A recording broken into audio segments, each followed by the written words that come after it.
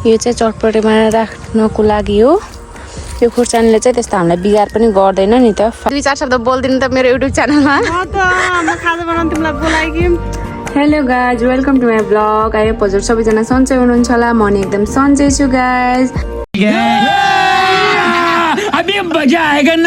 म चाहिँ अब खुर्सानी टिप्न जाँदैछु। यो खुर्सानीहरू चाहिँ डल्ले खुर्सानी यहाँ यस्तो चटपटेमा राख्नको लागि हो। यो खुर्सानीले चाहिँ त्यस्तो हामीलाई बिगार पनि गर्दैन नि त, फाइदा गर्छ हाम्रो स्वास्थ्यलाई। धेरै पिरो खायो भने त गाह्रो पर्छ नि त साथीहरू। त्यसैले मैले चटपटेमा राख्नको लागि आफ्नो घरदेखि थोरै खुर्सानी टिपेर जाँदैछु। यति लिएर जाँदैछु म भने हाम्रो एकजना छिमेकी आन्टीको घरमा उहाँको काम गर्ने दाइहरूको लागि दिउँसोको खाजा बनाइदिन जाँदैछु। यो दाइहरू चाहिँ हाम्रोमा पनि काम गर्छिन्छ अनि यता पनि काम गर्छिन्छ। आन्टीको चाहिँ त्यहाँनिर रहेको छ घर। साथीहरू वाला आवाज आएको छ होला। म भने अहिले हिँड्दैछु नि त्यस्तो आलिको बाटो भएर। यहाँनिर चाहिँ हाम्रो घर छ, त्यो बन्दै गरेको बाँस लगाएको। अनि यतातिर चाहिँ मेरो छिमेकी आन्टीको घर छ। अनि त्यहाँ आन्टी चाहिँ इट्टा ओसार्दै बसिन्छ। म भने जाँदैछु गाइजहरू।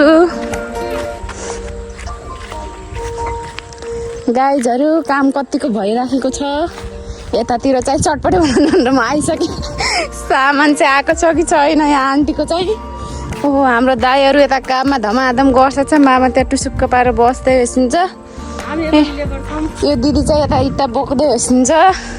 म चाहिँ आइसकेको गाइजहरू यहाँ खाजा बनाउनुको लागि डिब्बा डुब्बी बोकेर। यहाँ पनि छ पोको पन्तुरो। ल सबै हाँस्दै बसिन्छ मेरो कुराले। आन्टी म आज हजुरको घरमा हेल्प गर्न आइरहेको छु खाजा बनाउन। केही 2-4 शब्द बोलिदिनु त मेरो युट्युब च्यानलमा। खाजा बनाउनु तिमीलाई बोलाइकि चटपटे बनाउँछु एकदम मिठो भन्ने सुनेर मस्त जोक मारा रे यहाँ मेरो घरमा आइहाल चटपटे बनाउन। म पनि आज लेबर पनि गरिरहेको छु। हाम्रो यहाँ दाइहरू चाहिँ मजाले गारा लगाउँदै बसिन्छ। बिहान खाना खाएर आजकल त दिन पनि लामो छ साथीहरू। त्यसैले हामी चाहिँ घरमा नास्ता बनाएर खुवाउँछौँ। धेरै टाइम हुन्छ नि त अब दिउँसोको समय। खाना खाए पछाडि पनि साँझैसम्म काम गर्नुपर्छ, भोक लाग्छ। त्यही भएर मामा चाहिँ यता सामान ओसार्दै बसिन्छ। त्यहाँ दिदी भने इट्टा बोक्दै बसिन्छ। हाम्रो आन्टी चाहिँ सामान लिन गइसकेको छु चटपटे बनाउनलाई पसलतिर।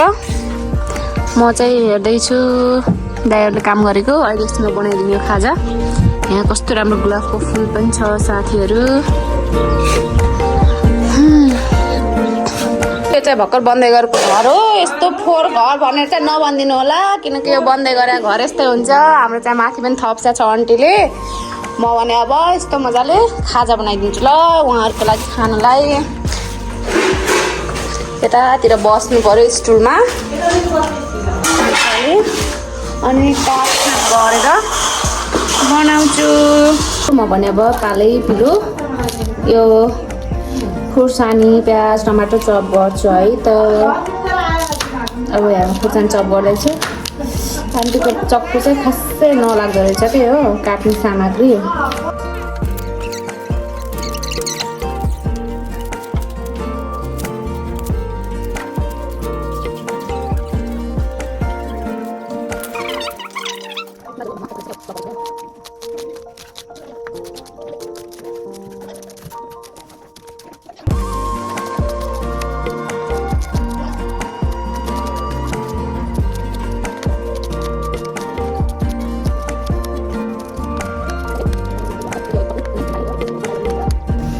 गाइजहरू देख्न सक्नुहुन्छ यहाँनिर खुर्सानी प्याज टमाटर मैले चाहिँ सबै चप गरिसकेँ। अब भने म यो परात चाहिँ यसलाई परात भन्छौँ हजुरतिर के भन्छ कि। अब भने यो परातमा बनाउँदैछु, ठुलो भाँडामा बनाउँदैछु। किनभने यहाँ खानालाई धेरै मान्छेहरू दाइ दिदी यहाँ घरको बाबु नानी धेरैजना बसिन्छ नि त। त्यसैले ठुलो भाँडामा बनाउँदैछु मोक्कललाई पनि सजिलो होस् न त भनेर।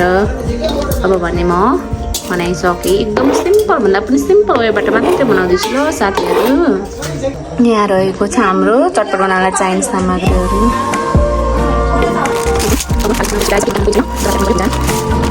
फाइनली चटपटी चाहिँ रेडी भइसक्यो गाइज। अब दाइहरू चाहिँ बाहिर काम गर्दै हुन्छ। अब एकछिनमा खाइसकिन्छ। चटपटी चाहिँ त्यति रोसिन होला। यस्तो भएको छ चटपटी। वाउ, यस्तो भएको छ मेरो हात। प्लास्टिक ग्लोभ्स लगाएर बनाएको त्यो ग्लोभ्स पाल परेको रहेछ। तै पनि यस्तो भइसक्यो। हात धोएर त्यहीँ गए पछाडि देखाउँछु ल गाइज। अब भने म जाँदैछु हातै सकेर भुइँमा राखेर थिएँ।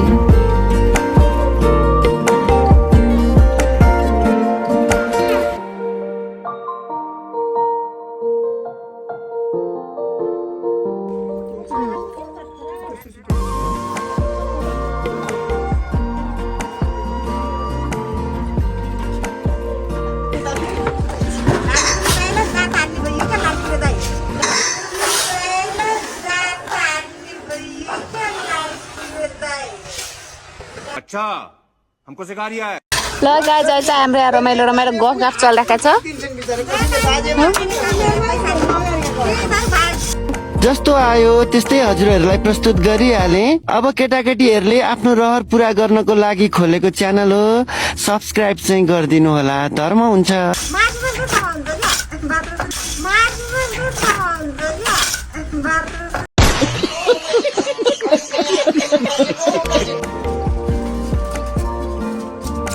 आन्टीको चाहिँ आज ट्याङ्की कम्प्लिट हुन लागेको छ। गाह्रो यो आरसिसी गर्ने टङ्की। पहिले इट्टाको वाल लगाएर